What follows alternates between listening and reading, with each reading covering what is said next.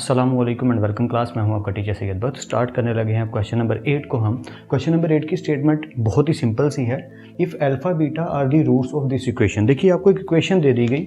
मान लीजिए हम पहली इक्वेशन की पहले बात करते हैं कि इक्वेशन क्या है, x square plus a x plus B. उन्होंने कहा इसकी जो रूट्स हैं वो कौन है, अल्फा और बीटा। ओके, एक इक्वेशन ये है। दूसरी तरफ एक और बात कही उन्होंने, कहा अल्फा स्क्वायर बीटा स्क्वायर, ये अलग सिचुएशन है, ठीक है। दो पार्ट्स दे दिए उन्होंने। एंड पे वो डिमांड करेंगे उन्हें चाहिए क्या, अल्फा बीटा रूट्स हैं इस इक्वेशन की, वही जनरल इक्वेशन जो हर क्वेश्चन में हमें गिवन होती है। अल्फा स्क्वायर बीटा स्क्वायर किसकी रूट्स हैं जी, इस इक्वेशन की। तो दूसरी इक्वेशन को थोड़े डिफरेंट मार्कर से लिख लेते हैं जी। दूसरी इक्वेशन है हमारे पास एक्स का square plus a x plus b is equal to 0। Okay, और ये इक्वेशन किसके, इसकी रूट्स क्या है, इसकी रूट्स हैं अल्फा का स्क्वायर और बीटा का स्क्वायर। अब हमें करना क्या है, हमें एक प्रूफ एक्सप्लेन करना है, वो खुद बता रहे हैं। देन प्रूव दैट कि जब आप इसको सॉल्व करोगे तो ए का आंसर आएगा 2b माइनस ए स्क्वायर और बी का आंसर आएगा बी स्क्वायर। यानी कि हमें ये चीज़ तो समझ आ गई कि हमें इसी के साथ ही खेलना है और अपने आंसर निकालने हैं। अब किसी को अगर लग रहा है this is complicated, not at all, it's very easy. हमें अपना स्टेप और सीक्वेंस फॉलो करना है कि इक्वेशन निकालनी है इनमें से। अब तक जो कुछ पढ़ा है उसके हेल्प से हमें एस पी फाइंड करने के बाद क्या करना है, इक्वेशंस को मैच करके देखना है कि इसमें से क्या चीज़ निकल रही है। क्या कहना चाहता हूँ, शुरू करते हैं। तो पहले इसी इक्वेशन की बात से स्टार्ट करते हैं। अल्फा बीटा रूट्स हैं तो उसको मैं चाह नहीं रहा कि लिखा रहे, छोड़ देते हैं, आगे बढ़ते हैं। So as we know that S is equal to alpha plus beta which is equal to minus B over A. ठीक है, अब इस सिचुएशन में, इस स्टोरी के अकॉर्डिंग आप खुद बताइए कि b क्या है और a क्या है। अगर मुझे इस इक्वेशन में से निकालना है तो a मेरा क्या है, जो x के साथ लिखा है जी वो 1 है। ओके, x के साथ जो लिखा है वो मेरा क्या है, b है। x के साथ जो लिखा है वो क्या है, b, वो इस दफ़ा a है। और c मेरा क्या होगा, जो बिना x के लिखा है, यानी c मेरा क्या होगा, b ही। समझ रहे हैं, स्टोरी थोड़ी खिचड़ी पका रही है कि यहाँ पर b की जगह b किसके इक्वल है, a के, और a किसके इक्वल है 1 के, और c किसके इक्वल है b के। तो हम इतनी टेंशन में नहीं आते कि हमसे होगा नहीं, हम कर पाएंगे, डोंट वरी। तो ये वाला माइनस फॉर्मूला था alpha plus beta is equal to minus B over A. तो फॉर्मूला वाला माइनस b, यहाँ पे इक्वेशन के अकॉर्डिंग इसमें b कौन है, इसमें b ये है, इसमें a ये है, इसमें c ये है। ठीक है, तो इसमें b की जगह पे क्या पड़ा है a, और a की जगह पे क्या पड़ा है 1। इसका मतलब नीचे वाले 1 की कोई वर्थ नहीं होती, तो ये चीज़ हो गई माइनस a। आप समझ रहे हैं ना कि आपके s का आंसर क्या आया है, आपके s का आंसर आया है माइनस a, सिंपली। ओके, आगे बढ़ते हैं।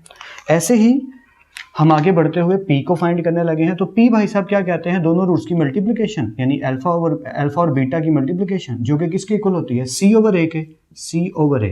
तो इस कंडीशन में c किसके इक्वल है, इसलिए मैंने साइड पे पहले लिख लिया कि इस इक्वेशन में c हमारा किसके इक्वल है, b के, और a हमारा किसके इक्वल है 1 के। तो यहाँ 1 आ गया, तो नीचे वाले 1 की कोई वर्थ नहीं होती, तो इसलिए ये क्या आ गया b। तो आपने अपना p भी निकाल लिया और s भी निकाल लिया। आपका s आया है, थोड़ा सा नीट करके लिख देते हैं, वैसे नीट ही था, हम मैंने रेज कर दिया। ओके, तो आपका s आया है माइनस a और p आया है b, यानी कि अल्फा प्लस बीटा का आंसर भी आ गया आपके पास, इसकी जरूरत पड़ने वाली है, और अल्फा बीटा की मल्टीप्लिकेशन का भी आंसर आ गया आपके पास। ये मैं इनको मेंशन क्यों कर रहा हूँ अभी आप समझ जाएंगे। ओके, आगे बढ़ते हैं। सो आगे है alpha square and beta square. Okay, इनको हम इमेजिन करके माइंड में रखते हैं कि ये हमारी रूट्स हैं, क्योंकि अब स्टेप वाइज लिखेंगे तो बात बनती चली जाएगी। तो पहला स्टेप एस फाइंड करना है। भैया रूट्स की एडिशन होगी ना, तो रूट्स हैं alpha square plus beta square. Okay, तो मल्टीप्लिकेशन में भी तो रूट्स यही होंगी, अल्फा स्क्वायर और बीटा स्क्वायर। ओके, तो पहले एडिशन की बात कर लेते हैं। एडिशन की सिचुएशन में अगर आप देखें तो यहाँ पे फिर वही बात, इस इक्वेशन के अकॉर्डिंग, इस इक्वेशन ए क्या है आपका, जो एक्स के साथ लिखा है वो क्या है 1, एक्स स्क्वायर के साथ जो लिखा है। ओके, बी क्या है, जो एक्स के साथ लिखा है, एक्स के साथ कैपिटल ए, और सी क्या होता है आपका, जो बिना एक्स के लिखा है, यानी कि बी। तो बस स्टोरी वही है, बस वो कैपिटल्स में हो गया है और कुछ भी नहीं है। Okay, so alpha square plus beta square which is equal to minus B over a is equal to. अब आप समझ गए होंगे कि मैं पेन चेंज क्यों करता हूं, ताकि आपको डाउट ना हो, वो बी ए की खिचड़ी ना पक जाए। हमने बस सिंपली ये रखना है कि इधर जो लिखा है वो हमारा ए है, जो कि कुछ भी नहीं है, तो 1 है। ये हमारा बी है, जो कि कैपिटल ए है, और सी हमारा इस दफ़ा कैपिटल बी है। तो माइनस माइनस बी की जगह पे जी क्या लिखा है, कैपिटल ए, और ए की जगह पे क्या लिखा है जी 1, और नीचे 1 की कोई वर्थ नहीं होती, तो दिस इज माइनस ए। तो हमारा alpha square plus beta square यानी सम आ गया माइनस ए।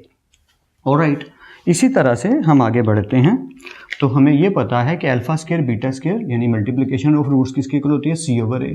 अब इस कंडीशन में c हमारा क्या है जी, c सर आपका b है, ठीक है। तो यहाँ पे कैपिटल B आया, नीचे वही वाला a का 1 और नीचे a की वर्थ नहीं है, तो ये क्या आ गया b। तो अब बेशक आप इनको ना नाम दे दीजिए, इक्वेशन 1, इक्वेशन 2, इक्वेशन 3, इक्वेशन 4। क्यों भाई, क्योंकि अब हमें आंसर्स फाइंड करने हैं। तो मैं एक काम करता हूँ, मैं s से बात को शुरू करता हूँ ताकि आप मेरी बात को जल्दी समझ पाएँ। मैं टेक करता हूँ इस इक्वेशन को, इसे कोई नाम दे दीजिए, जैसे मैंने इसे नाम दे दिया। अब ये इक्वेशन 1 थी, इसको 2, इसको 3 कह देते हैं कि ये हमारी इक्वेशन 3 है, ठीक है, सिर्फ अजम्पशन के लिए। So take equation 3। अब क्योंकि आपका बोर्ड एग्जाम है तो बोर्ड वाले इस तरह की चीज़ें करते हैं, ये आपने माइंड में रखना है। तो इक्वेशन 3 हमारी किसकी इक्वल है जी, alpha square plus beta square, क्योंकि मैंने रूट्स के अकॉर्डिंग चलना है ना। तो मेरी रूट्स का एडिशन किसके इक्वल आया सर, -a के इक्वल आया। ऑलराइट, मेरी बात समझ रहे हैं आप। Alpha square plus beta square का आंसर क्या आया है, -a। बस मैंने इसको टेक कर लिया। ओके, अब बहुत ही सिंपल सा काम एक करना है। मैं यहाँ पे उसको पहले आपको एक्सप्लेन कर दूँ। अगर आपको याद हो, हमने एक फॉर्मूला पढ़ा था कि alpha square plus beta square अगर ऐसे लिखा हो तो हम इस चीज़ को इक्वल लिख देते हैं। आई होप सो आपको याद होगा, अल्फा प्लस बीटा का होल स्क्वायर -2 अल्फा बीटा, क्योंकि उसकी जरूरत पड़ने वाली है। अगर मैं उसको यूज़ नहीं करूंगा तो मैं इनकी वैल्यूज़ पुट नहीं कर सकता। मेरे पास value alpha square plus beta square की नहीं है, मेरे पास वैल्यू है अल्फा प्लस बीटा की और अल्फा बीटा की। तो अल्फा प्लस बीटा की इधर से मेरे पास वैल्यू क्या निकली है, अल्फा प्लस बीटा की वैल्यू निकली है सर -a, और यहाँ से अल्फा बीटा की वैल्यू क्या निकली है मेरे पास, इसमें ब्लू में वैसे लिख देना चाहिए था, बट इट्स ओके, आप समझ जाएंगे। और अल्फा बीटा की वैल्यू मेरे पास निकली है सिंपली b। तो मेरे पास अल्फा प्लस बीटा की वैल्यू है और अल्फा बीटा की है, alpha square plus beta square की नहीं है। आप समझ गए ना स्टोरी, पहले भी ये पढ़ा हुआ है हमने।